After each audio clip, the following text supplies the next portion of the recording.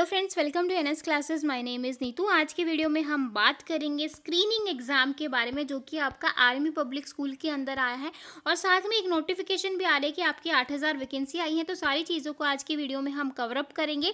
तो सबसे पहले बात कर लेते हैं स्क्रीनिंग एग्ज़ाम के ऊपर कि स्क्रीनिंग एग्ज़ाम जो है आपका 2020 यानी कि 21 और 22 नवंबर को होने वाला है। जैसा कि यहाँ पर साफ साफ डेट मेंशन है, 21-22 नवंबर को आपका स्क्रीनिंग का एग्ज़ाम होगा आर्मी पब्लिक स्कूल का। ठीक है, उसके बाद देखो थोड़ा सा 8000 वैकेंसी के ऊपर भी डिस्कस कर लेते हैं कि टोटल जो है आपके army public school 137 army public school हैं पूरे ऑल ओवर।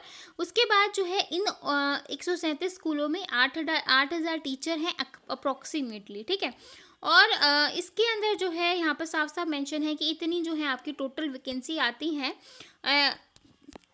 उसके बाद बोला है कि ये जो वैकेंसीज़ हैं वो रेगुलर भी आती हैं और लाइक गेस्ट टीचर जो आपकी वैकेंसी होती हैं वो भी आती हैं, जो फिक्स टर्म के लिए होती हैं।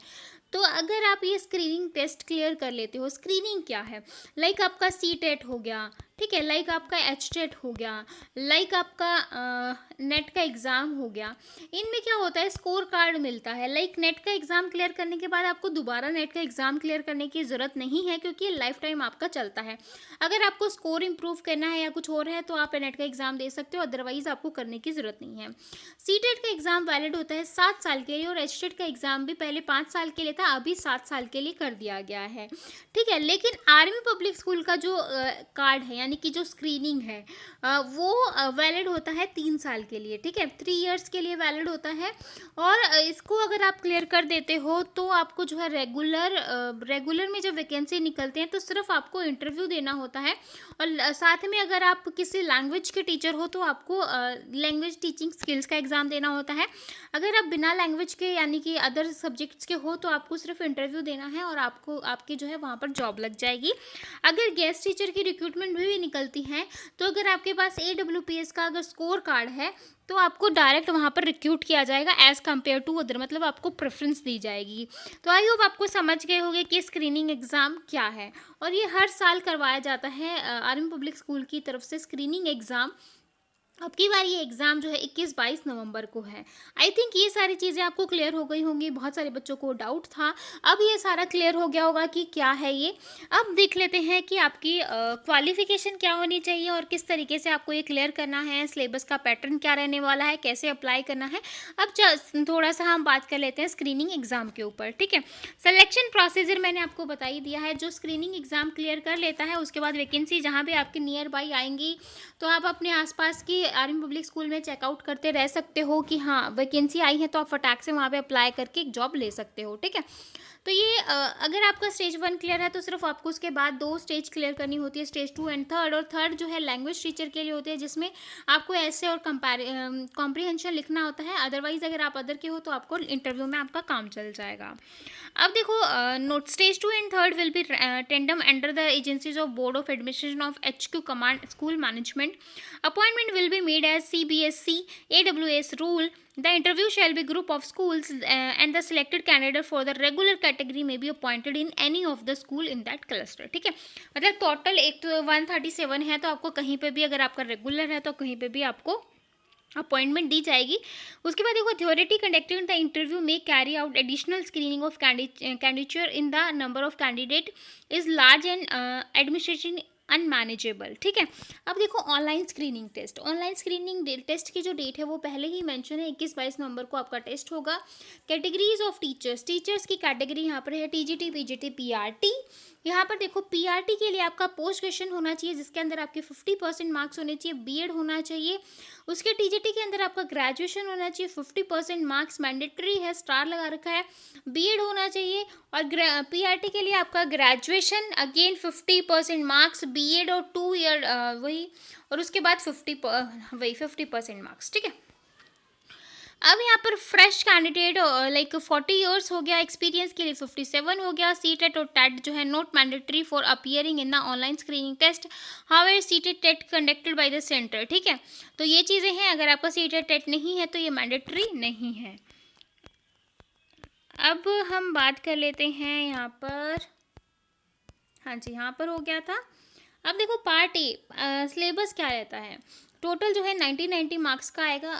पार्ट ए में आएगा आपका general awareness, mental ability, English comparison, educational concept, methodology, inclusive education और आईटी, यानी कि कंप्यूटर के क्वेश्चंस आएंगी।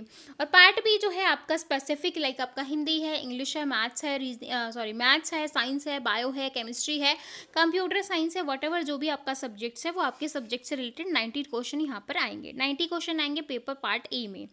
For TGT paper for science and social science subjects, there will be portion of question partitioning of parallel subjects, ठीक है। अब यहाँ पर देख सकते हो पीआरटी के लिए सिर्फ आपका पार्ट ए होगा, general awareness, mental, English comparison, educational concept and methodology, inclusive education, IT, ठीक है। तो आई होप आपको ये क्लियर हो गया होगा। अब इसके बाद देखो score will be normalize to 100, मतलब 100 मार्क्स में से आपका जो है स्कोर बनेगा। PGT TGT candidate who fail in part B but pass part A obtain to take score card for PRT subjects meeting other qualifications, ठीक है।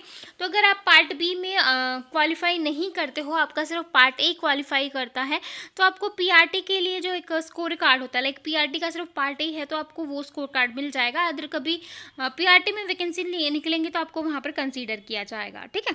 तो यहाँ पर नेगेटिव मार्किंग है, 1/4 जो है आपकी नेगेटिव मार्किंग रहने वाली है। उसके बाद जो है party and be available together and the candidate have freedom to answer question in the order in which they prior, ठीक है। तो पार्ट ए पार्ट बी दोनों दे रखे होंगे, तो आपकी मर्जी है, आपको पहले पार्ट ए करना है, पार्ट बी करना है, वो आपके ऊपर है। To qualify the candidate must score minimum 50% marks in each part, मतलब 45 एक में और 45 एक में इतना आपको लेना ज़रूरी है, तभी आपका जो है क्वालिफाई होगा, अदरवाइज जो है आपका क्वालिफाई नहीं होगा। और यहाँ पे ये भी बता रखा है कि नेगेटिव मार्किंग है तो आपको अच्छे से करना है। ऑफिशियल वेबसाइट दे रखी है, आप वहाँ पे जाके रजिस्ट्रेशन कर सकते हो ऑनलाइन। ऑनलाइन के लिए यहाँ पर बता रखा है कि photograph, signature, proof, date of birth, academic certificate of academic qualification, ये सारी चीज़ें आपके पास होनी चाहिए। एग्जाम सेंटर्स यहाँ पर मेंशन है कि एग्ज़ाम आपका कौन कौन सा होगा। Candidate will be able to mock test आप दे सकते हो online. Link for available registration portal will affect from 4 November to 13 November, मतलब 4 नवंबर से लेकर 13 नवंबर के बीच में आपको जो है एग्ज़ाम का पैटर्न लाइक मॉक टेस्ट दिया जाएगा, ताकि आपको पता चल सके किस तरीके से पेपर आता है, ठीक है। उसके बाद एडमिट कार्ड यहाँ पर बता रखा है, ऑनलाइन एडमिट कार्ड अवेलेबल। उसके बाद exam result, no review of result shall be available, ठीक है। 30 डेज़ के अंदर आपका जो है एग्जाम आ जाएगा। Score card successful candidate will be available on registration portal after the exam which the candidate में डाउनलोड एंड, ठीक है, लेमिनेट। तो आई थिंक 1 मंथ के अंदर आपका रिजल्ट आ जाएगा। उसके बाद स्कोर कार्ड जो है आपको वहाँ पे मिल जाएगा वेबसाइट के ऊपर, जिसको आप क्या कर सकते हो, डाउनलोड कर सकते हो, ठीक है। अब देखो टाइमलाइन, रजिस्ट्रेशन जो है 1 अक्टूबर से 20 अक्टूबर के बीच में है। अवेलेबिलिटी ऑफ एडमिट कार्ड 4 नवंबर को मिल जाएंगे। एग्जाम डेट जो है आपकी 21-22 नवंबर है। रिजल्ट आपका जो है 2 दिसंबर 2020 टेंटेटिव है, ठीक है। आगे मतलब इसके बाद भी आ सकते हैं, ऐसा कुछ भी नहीं है। अगर आपको सैम्पल क्वेश्चन लेने हैं तो 50 रुपीज़ देने पड़ेंगे, आपको सैम्पल क्वेश्चन मिल जाएंगे। ये आपके जो है सेंटर हैं, आप देख सकते हो। आपका जो भी नियर बाई हो आप जाके जो है दे सकते हो, ठीक है। यहाँ पर क्वालिफिकेशन दे रखी है, आपके सब्जेक्ट से रिलेटेड कौन कौन दे सकता है। लिस्ट ऑफ, ये लिस्ट दे रखी है पूरी, आपका जो भी है आप दे सकते हो, ठीक है। The list of exam centre is subject to review based one of the, यहाँ पे दे रखा है। उसके बाद ये पीआरटी है, ये टीजीटी है और ये पीजीटी है, ठीक है।